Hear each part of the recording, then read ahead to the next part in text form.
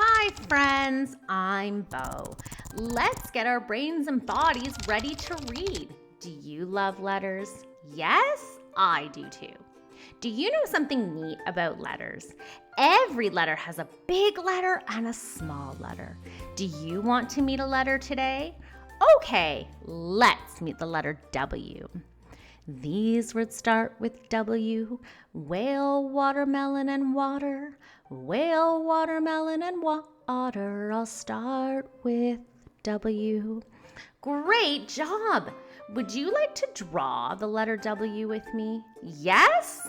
Okay. Which one would you like to draw first? The big W or the little w? Okay, let's draw the big W first. Draw a line down, draw a line up. Do that again, now let's jump. Great job drawing a big W. Now let's draw the little w. Remember, it's much smaller. Draw a line down, draw a line up. Do that again, now let's jump. Great job, friends. Let's do that again. Draw a line down, draw a line up.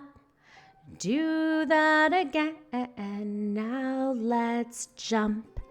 Great job, friends. Do you remember what letter we met today?